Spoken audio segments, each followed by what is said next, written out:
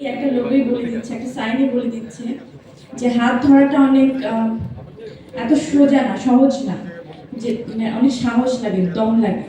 তো ব্যবসায়িক আসলে সবাই এইভাবে ছোট ছোট ক্ষুদ্র ক্ষুদ্র ব্যবসায়ীকে বা উদ্যোক্তা যারা আছেন তাদেরকে হাত ধরার এই যে স্বপ্নটা বা হাত ধরাটা, এটা আসলে অনেক সাহস নিয়ে রিমার আপনজন শুরু করেছে।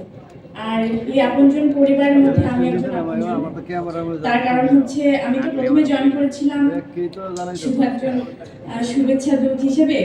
তারপরে আমার মনে হলো যে এটা কখন ফিল করলাম, কিভাবে ফিল করলাম জানি না। কাজ করতে করতে আমার এখন মনে হয় না যে আমি পরিবারের কাজ করছি, একজন মডেল, একজন শুভেচ্ছা মনে হয় না।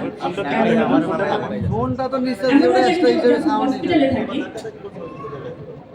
রিভার থেকে আমার প্রথম যখন আমি আমার এইসব কথা আমি কেন জানি ইমোশনাল কথাবার্তা বেশি হয়ে যায় আমার, কারণ আমাদের প্রোগ্রামটার নাম হচ্ছে আপনজন। আপনজনের তাদের ব্যাপারটা আমি একটু বলি যে তারা সবসময় বিপদে মানুষের পাশে থাকতে চায়।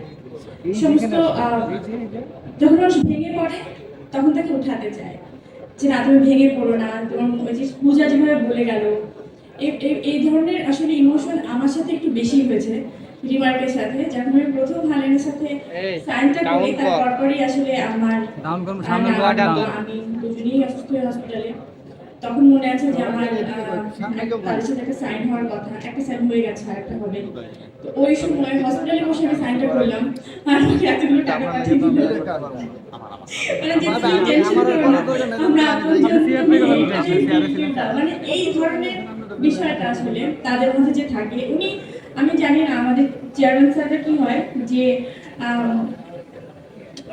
মানুষের পাশে এভাবে থাকতে চায় যে তুমি আমি না থাকলেও তুমি মনে করো যে আমি তোমাকে এস্টাবলিশ করে দিয়েছি। এই জার্নিটা আসলে আমরা সবাই মিলে যদি বললাম আপন কখনো পর হয় না, আমাদের আপনের সংখ্যাটা অনেক বেড়ে যাবে, সারা দেশ জুড়ে বেড়ে যাবে। সেই প্রত্যাশা আমি ডেফিনেটলি করতে পারি, আমার বিশ্বাস আমরা পারবো, কারণ আমরা কখনো পর হব না। রিমার্ক এই ওয়াদাটা করতে পারবে ইনশাআল্লাহ। Thank you so much. আমি জানি না এত বড় বড় মানুষের কি বলছি, আমাকে ক্ষমা সুন্দর দৃষ্টিতে দেখবেন। Thank you.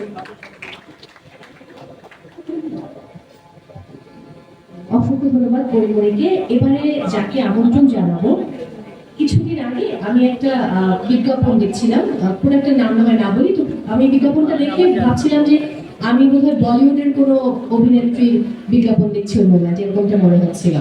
তো আমি বোধহয় ভুল করে নিলাম, আমি কি ভুল বললাম?